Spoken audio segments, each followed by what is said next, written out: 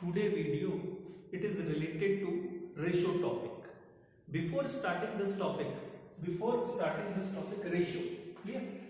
Before starting this topic, what is ratio? Ratio क्या होता है ये जानना हम लोगों को बहुत जरूरी होता है. रेशियो का एक जनरल डेफिनेशन है, मैं आप लोगों को बताता हूं. A quantity which represent relation or comparison of two numbers by division, now it is called their ratio. Clear? अब इसको हम लोग हिंदी में समझते हैं कि मैंने आप लोगों को क्या बताया कि a quantity which represent, एक क्वांटिटी होती है जो रिप्रेजेंट करती है किसको? रिलेशन और comparison of two numbers. Clear? जो दो नंबर के कंपैरिजन या उसके रिलेशन को बाय डिवीजन के द्वारा बताया जाता है, उसको हम लोग क्या कहते हैं? रेशियो कहते हैं. ठीक है. अब इंपॉर्टेंट ये है कि रेशियो का जो एनालिसिस होता है वो किस तरीके से होता है. ये दो तरीके से होता है. एक गुणात्मक होता है. गुणात्मक ये नाम से ही आपको समझ में आ रहा है, मतलब प्रॉपर्टी के आधार पे. और दूसरा होता है परिणाम. क्लियर? मतलब परिणाम के आधार पर, that means on the basis of result, और this is on the basis of property. अब मैं आप लोगों को एक एग्जांपल देता हूं, उसमें ज्यादा आसानी से आपको समझ में आएगा. अगर आप एक रोड में जा रहे हो और दो बाइक जा रही है, एक बाइक काफी स्पीड में है और एक बाइक स्लो है, तो आप बोल सकते हो कि वो बाइक स्पीड में जा रही है और वो बाइक स्लो है, तो दोनों का रेशियो बताइए. ये कौन सा होगा? Properties, on the basis of properties, क्योंकि एक बाइक तेजी से जा रही है और एक बाइक स्लो जा रही है. मगर अगर वो दोनों बाइक के बारे में आपको अगर नॉलेज है कि this bike is belongs to this one CC, that means कोई 1000 सीसी की बाइक है, कोई 1500 सीसी की बाइक है, अगर वो एनालिसिस अगर आप करते हो, तो अगर आप बताओगे कि जो 1500 सीसी की बाइक है वो क्या होगी? स्पीड में जाएगी. That means this is called on the basis of result. Clear? उसके बाद जो नेक्स्ट जो पार्ट होता है रेशियो में, how many types of ratio. एक वर्ड है, आप लोग उसको ध्यान देंगे, इक्वालिटी. ओके, बस ये ध्यान रखना है. अब रेशियो को हम लोग कैसे दिखाते हैं? Suppose 2:5, that means 2/5. Clear? Just like example. Okay, the result of any ratio is less than 1. ठीक है. अगर एक से कम होता है तो उसको हम लोग क्या बोलते हैं? Equality ratio. Clear? If the result of ratio are equals to 1, अगर इक्वल 1 के इक्वल भी होता है तो उसको हम लोग क्या बोलते हैं? Equality ratio. ठीक है. और जो थर्ड पॉइंट होता है, if the result of the ratio is greater then 1, अगर 1 से ज्यादा होता है तो उसको हम लोग क्या बोलते हैं? ग्रेटर इन इक्वालिटी. ठीक है. तो ये बहुत छोटे छोटे पार्ट्स हैं थ्योरी के. अब अगर आप पूछ सकते हैं कि what is the property of ratio, ratio का जो प्रॉपर्टी होता है वो क्या होता है? ठीक है. बहुत ही सिंपल है कि रेशियो जो रेशियो किसके बीच में कैलकुलेट किया जा सकता है? जिसके गुण क्या होते हैं? समान होते हैं. क्लियर? मतलब जिनकी प्रॉपर्टी क्या होती है? इक्वल होती है. अगर इसका मैं एक एग्जांपल दूं आप लोगों को, एक एग्जांपल लेते हैं. The income of A and B are in the ratio of 8:7. ठीक है. इसके साथ क्या आपको गुण जुड़ा हुआ है? 7:9. This is just like example of income जुड़ा हुआ है. ठीक है. इसके साथ में आपको सेकंड प्रॉपर्टी ये ध्यान रखना होगा कि अगर दोनों के गुण समान नहीं होंगे तो उसका आपको रेशियो कैलकुलेट नहीं कर सकते हैं. जैसे अगर आपको बोल देता है 200 kg और 500 मीटर, इसका रेशियो कैलकुलेट करो, तो आप बता सकते हैं कि इसका रेशियो कैलकुलेट नहीं होगा. क्यों नहीं होगा? क्योंकि दोनों की प्रॉपर्टीज क्या है? सेम नहीं है. दोनों का गुण आपस में नहीं मिलता जुलता है. तो उसके लिए मैंने आप लोगों को बताया. एक और चीज मैं आप लोगों को बताता हूं कि आप फ्रैक्शन सुने होंगे और रेशियो सुने होंगे. फ्रैक्शन भी हम लोग लिखते हैं 2/5. ठीक. और रेशियो को भी ये जो 2:5 मैंने लिखा, इसको भी हम लोग 2/5 लिखते हैं. But what do you mean by the difference? The difference between ratio and fraction. Clear? दोनों सेम है. बट ये जो है वो रेशियो के लिए है और ये जो है ये फ्रैक्शन के लिए है, ठीक है। तो ये सबसे इंपॉर्टेंट होता है कि बहुत कम लोगों को ये मालूम होता है what is the difference between ratio and fraction. तो रेशियो और फ्रैक्शन में क्या डिफरेंस होता है आप देख सकते हैं। रेशियो के लिए क्या लिखा हुआ है, एक यूनिट मेंशन किया हुआ है, ठीक है, कि एक गुण उसका गुण बता रहा है कि ये जो है इनकम से रिलेटेड है, ठीक है। मगर ये जो फ्रैक्शन होता है it is depends upon only number, clear. इसमें किसी भी प्रकार की प्रॉपर्टीज नहीं देखी, प्रॉपर्टीज नहीं होती है। ये किसके ऊपर डिपेंड करता है, ओनली नंबर के ऊपर डिपेंड करता है। और ये किसके ऊपर डिपेंड करता है, प्रॉपर्टीज के ऊपर डिपेंड करता है, ठीक है। तो ये था थ्योरी पार्ट आप लोगों के लिए रेशो का। आज हम लोग रेशो का क्वेश्चन स्टार्ट करते हैं, ठीक है। Now the simple two questions are there.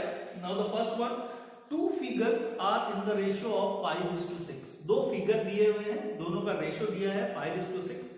If 5 is added to both the figures, अगर दोनों फिगर में 5 ऐड कर देते हैं, द न्यू रेशियो बिकम्स 6:7। तो जो नया रेशियो हो जाता है वो 6:7 हो जाता है। Find the both the figures, clear, as per the question. Now the given data, ठीक। Now the ratio of two figures, ratio of two figures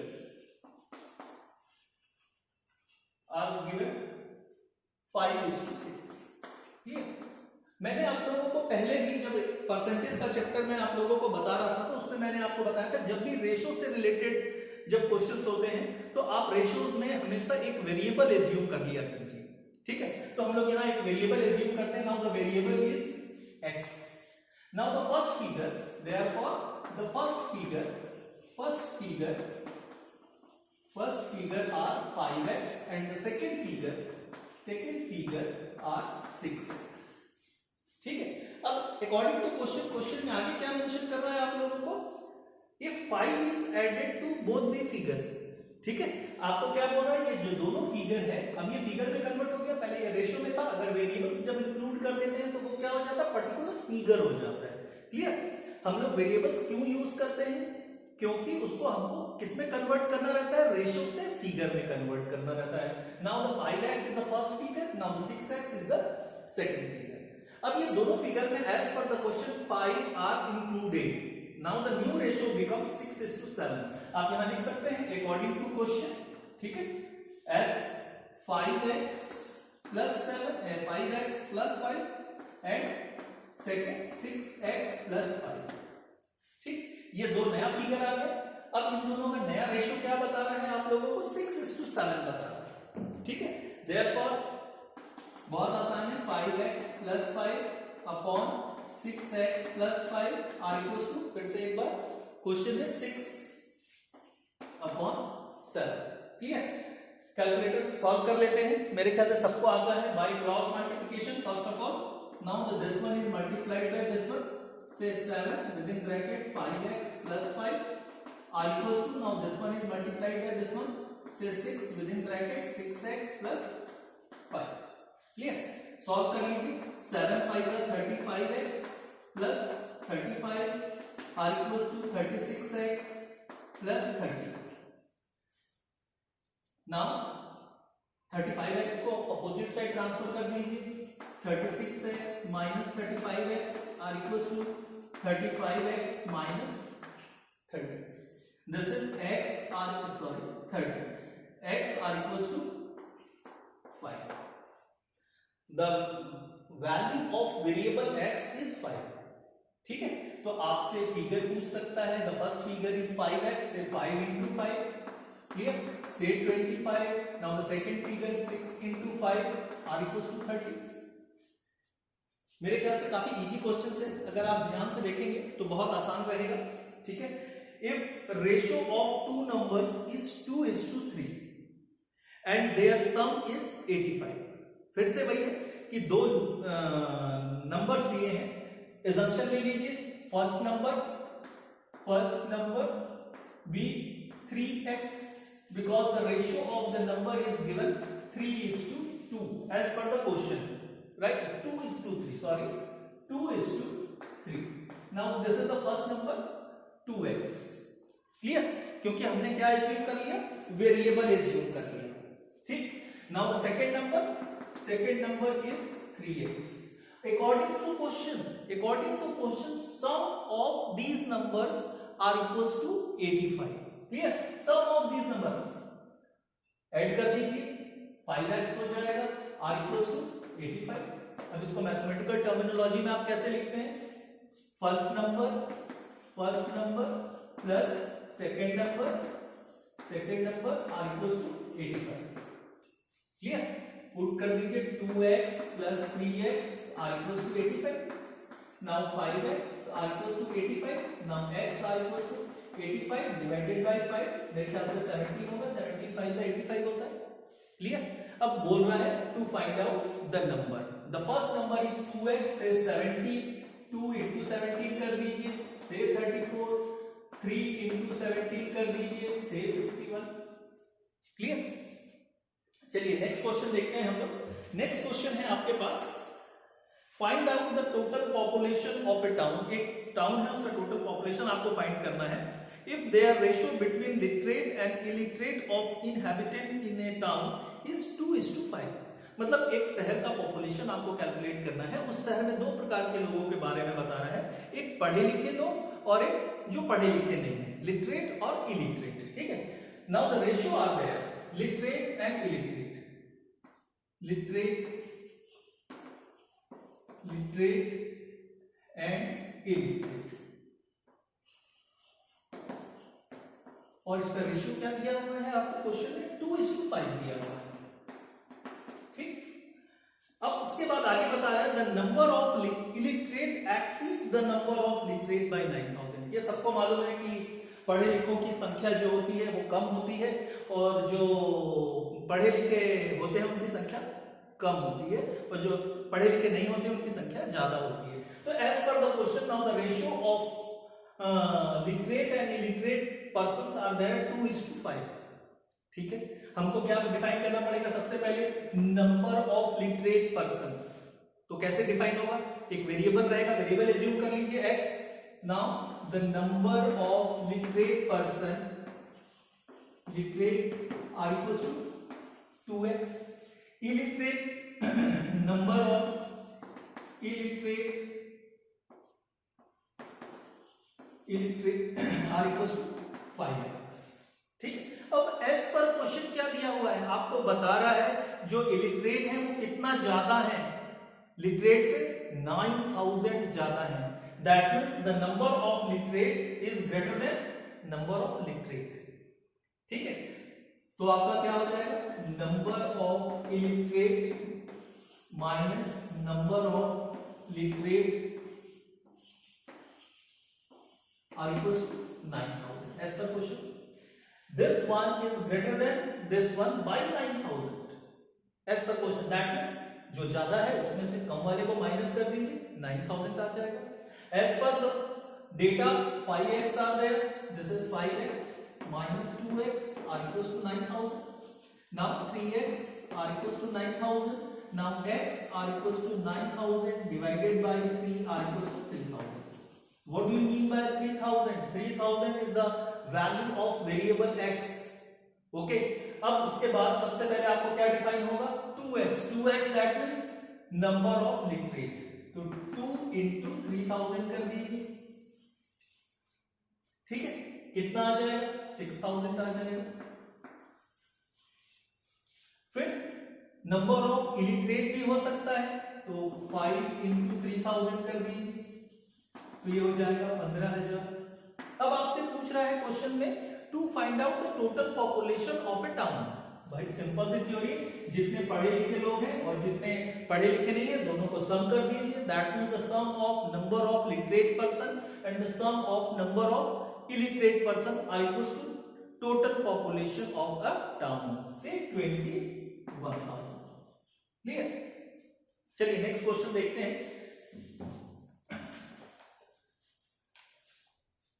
The present age of two brothers are in the ratio of 3:4. दो बच्चों का जो as है वो आप लोगों को रेशियो में दिया हुआ है. दो भाई हैं, उनके एज रेशियो में दिया हुआ है 3:4. Clear? 5 years back 5 years back their age were in the ratio of 5:7 और 5 साल पहले उनका जो एज था वो किस रेशियो में था, 5:7 था। फाइंड देयर प्रेजेंट एज, ठीक है, फाइंड देयर प्रेजेंट एज। तो इसको आपको बनाने के लिए, इस क्वेश्चन को मैं आपको डिटेल में बताता हूं, काफी क्वेश्चंस मैंने आपको समझाने के बोर्ड में बताया। Now first of all as per the question, the present age of two brothers are in the ratio of 3:4. Present age of two brothers are equals to 3:4. ठीक है, सबसे पहले हम लोगों को क्या करना है, वेरिएबल्स एज्यूम करना है। जब वेरिएबल्स एज्यूम करेंगे तो क्या हो जाएगा, let the present age of first brother are equals to 3x.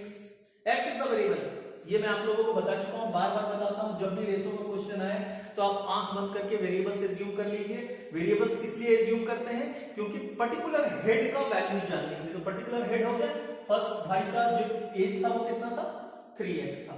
Same as it is for second brother का क्या हो जाएगा, 4x। As per the question 5 years back, 5 years back the age of brothers, यहां 2 brother लिखा, ठीक।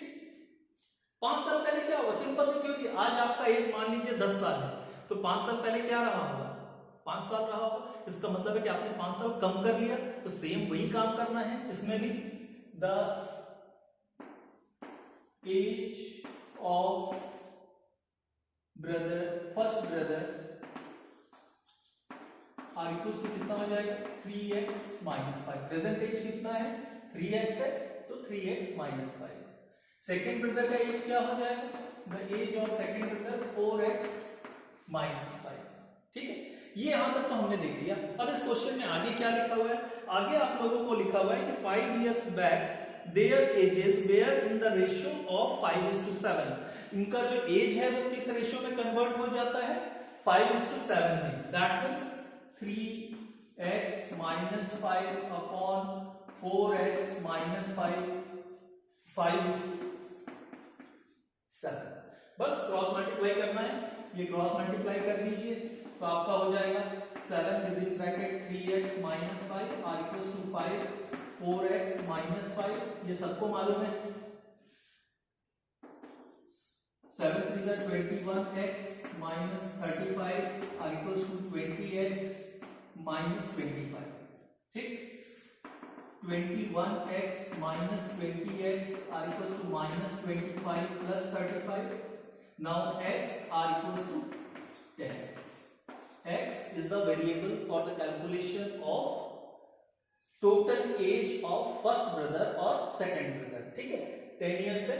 अब देख लीजिए फर्स्ट भाई का एज कितना होगा, 3 into 10 are equals to 30, 4 into 10 are equals to 40। ठीक है, अब क्वेश्चन में देखते हैं कि आपको फाइंड करने के लिए क्या बोला है। आपको फाइंड करने के लिए बोला हुआ है फाइंड देयर प्रेजेंट एज। तो प्रेजेंट एज है आपके पास, this is the present age. ठीक है, क्लियर, समझ में आया होगा आप लोगों को। चलिए नेक्स्ट क्वेश्चन देखते हैं। Sunil is elder than Rajesh by 5 years। Sunil Rajesh से 5 साल बड़ा है। ठीक है, अब ये assumption जो लेते हैं वो किस तरीके से इजी होता है क्वेश्चन, वो भी इंपॉर्टेंट होता है। कभी भी दो लोगों के बीच में जब आपको कंपैरिजन करना है, सपोज कीजिए A एंड B, तो आपको सबसे पहले जो assumption लेना होगा जो छोटा होगा उसके बारे में लेना होगा। ठीक है, अब इस क्वेश्चन में क्या है, आपको बोल रहा है the Sunil is elder than Rajesh by 5 years। Sunil कितना बड़ा है, 5 साल बड़ा है। इसका मतलब आपको समझ में आ गया राजेश छोटा है।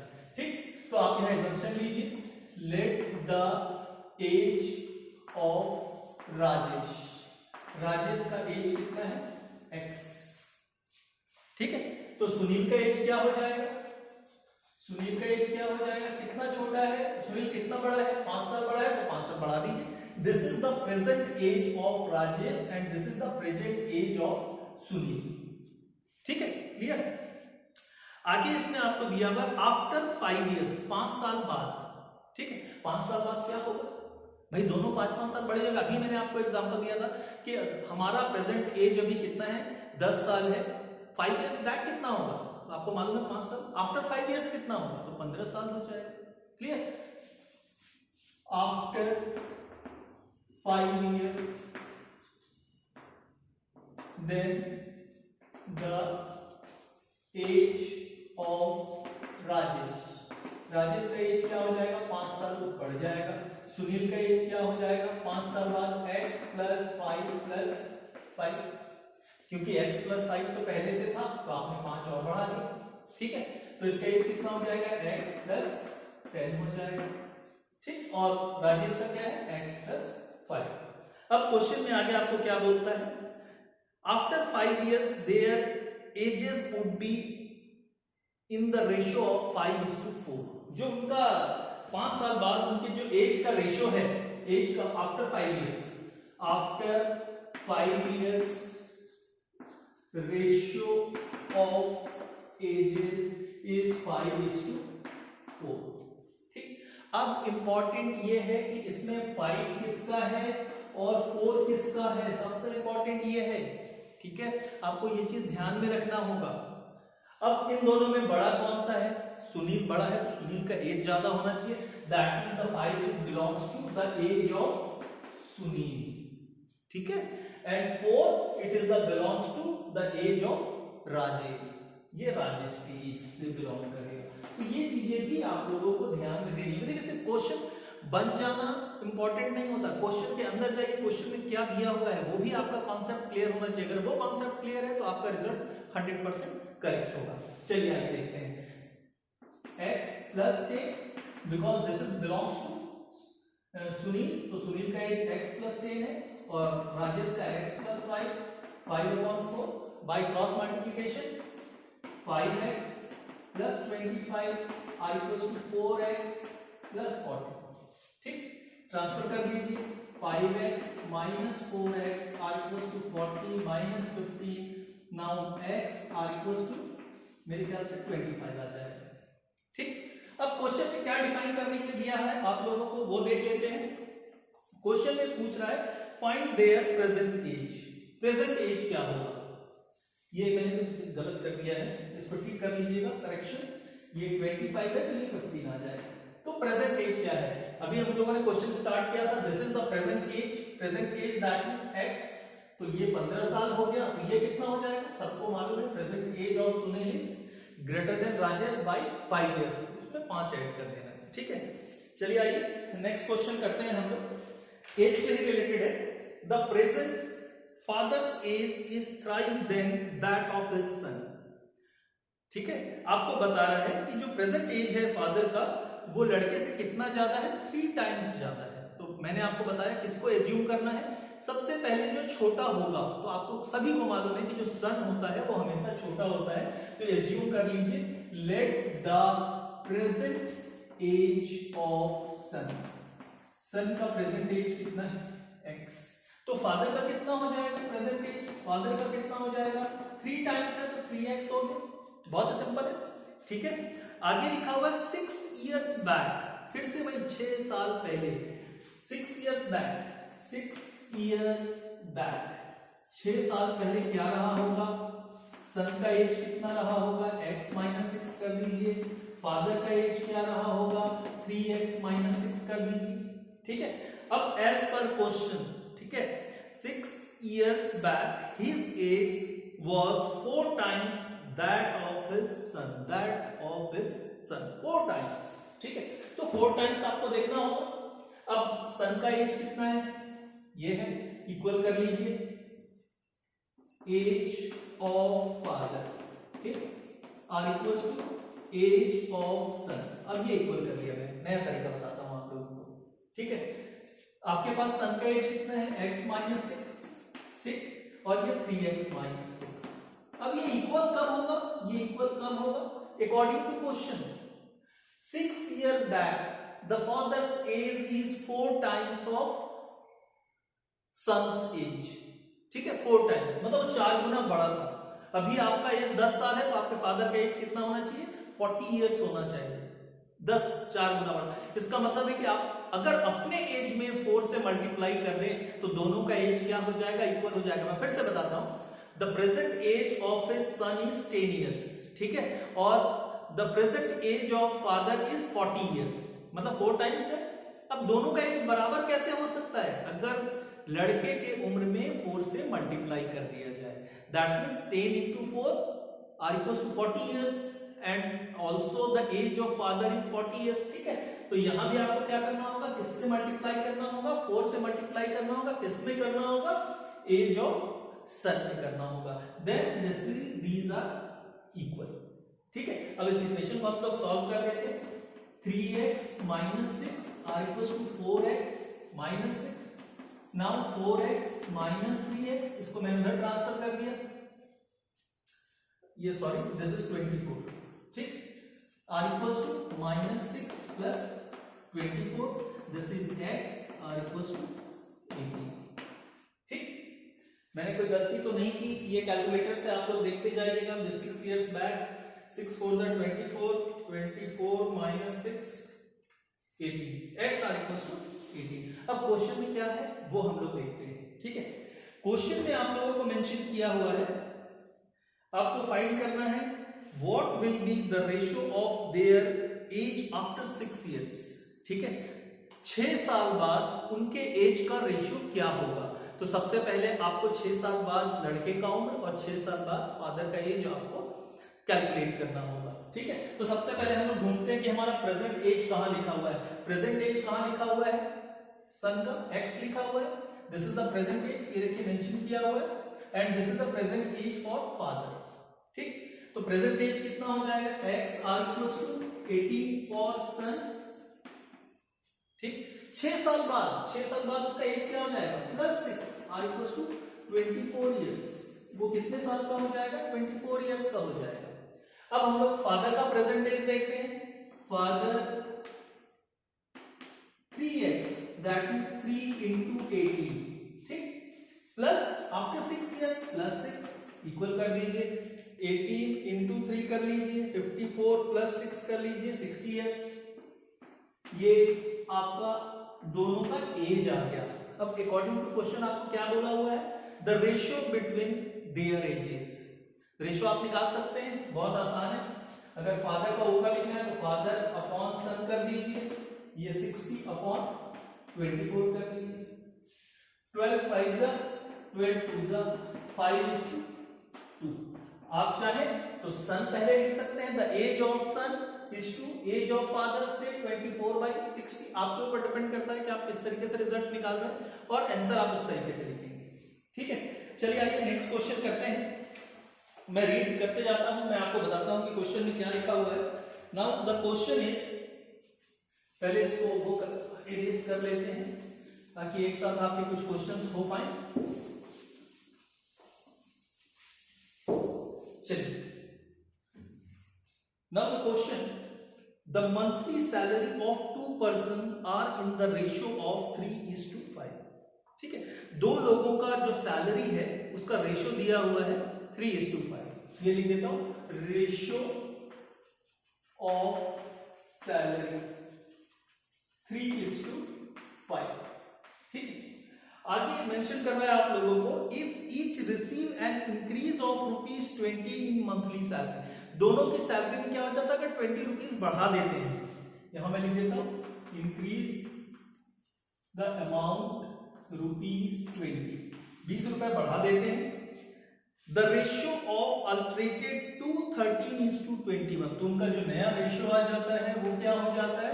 13:21, ठीक है, 13:21। फाइंड देयर सैलरी, बहुत ही इजी है, इस टाइप के क्वेश्चन हम लोग बनाए हैं, ठीक। First of all choose the salary of, suppose that the 2 persons are there, A and B, okay. The salary of A are equals to 3x, x is the variable, and the salary of B is the 5x. Clear? As per the question, if the employer are increase ₹20, 20 रुपए बढ़ा देता है, therefore the new salary becomes Mr. A and Mr. B 3x plus 20 upon 5x plus 20। ये upon मैंने क्यों कर दिया? क्योंकि as per the question the new ratio is becomes 13:21। मैं डायरेक्ट बता दे रहा हूं, मेरे ख्याल से सबको समझ में आ रहा है, ठीक है। By cross multiplication 21 into 3x plus 20 are equals to 30 5x plus 20। चलिए सॉल्व करते हैं। दिस इज 21 3 जा 63 और ये कितना हो जाएगा आपका 2 2 2 जा 4 420 65x plus 260।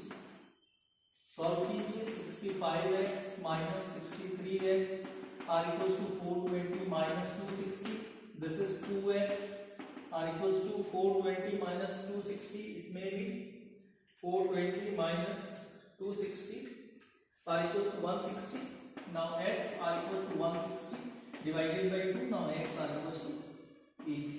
Clear? Now the value of variable x is 80 rupees. अब आपसे क्वेश्चन में क्या फाइंड करने के लिए दिया है वो हम लोग रीड कर लेते हैं।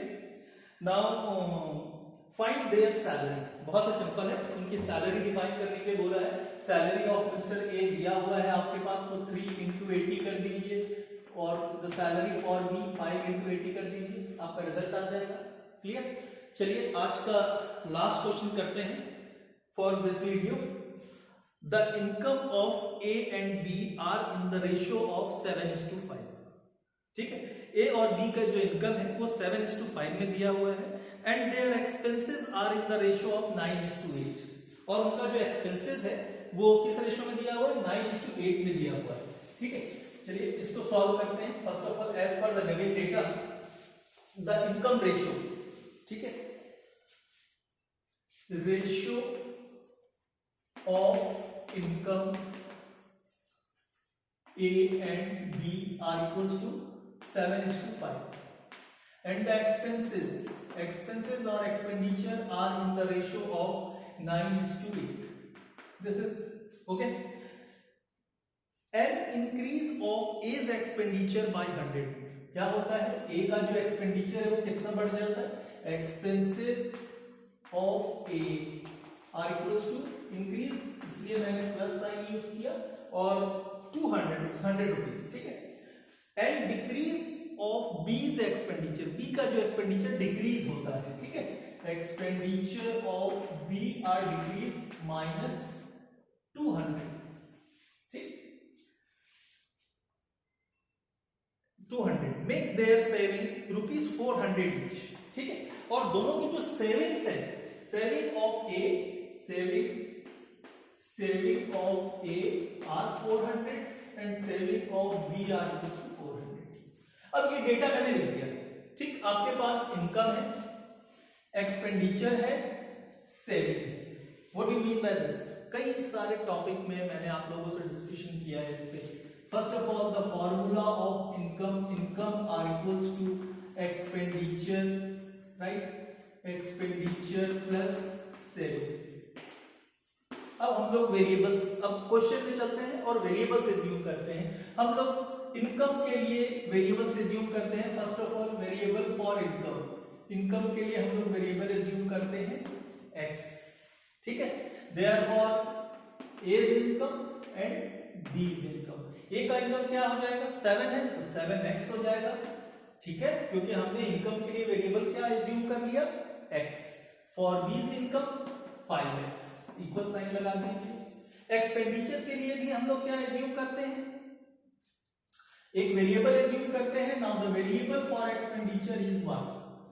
आपके ऊपर डिपेंड करता है, कुछ भी आप एज्यूम कर सकते हैं। Therefore the expenditure of 9y and 8y। Clear? For A and B। अब इंपॉर्टेंट है कि as per question the expenditure of A is increased by ₹100। क्या होता है? एक्सपेंडिचर 100 रुपए इंक्रीज हो जाता है। ऐड कर दीजिए, ये 100 रुपीज इंक्रीज हो गया।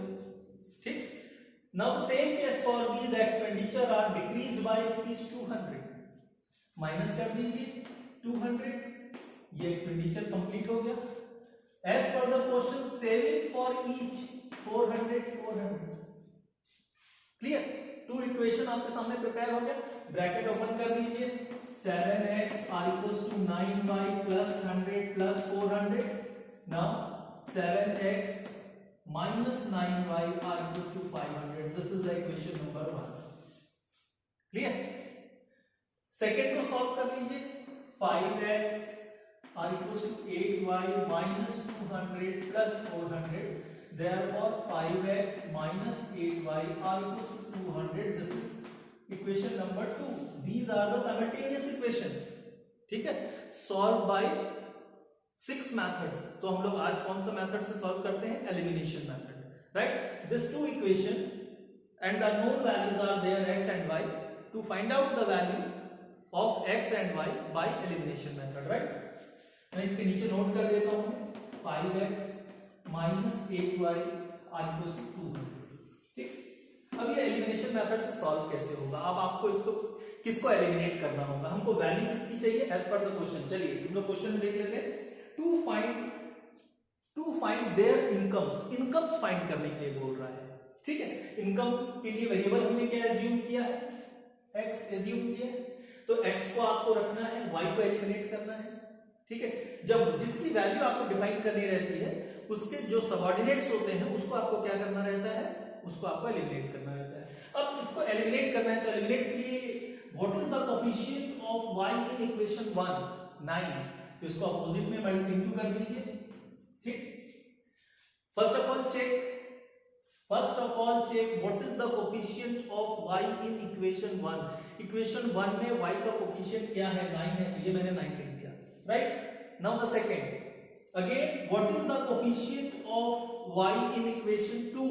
8 है, तो यहां अपोजिट इनटू करना है. फर्स्ट इक्वेशन का मैंने जो 9 चूज किया उसको सेकंड इक्वेशन में मल्टीप्लाई कर दिया. फर्स्ट सेकंड इक्वेशन का जो मैंने कोफिशिएंट चूज किया उसको फर्स्ट में मल्टीप्लाई कर दिया. चलिए आइए इसको सॉल्व करते हैं. 8 7 जा 56, x minus 9 8 जा 72y 4000. ठीक, 45x minus 72y are equals to 1800. This is minus, this is plus, this is minus.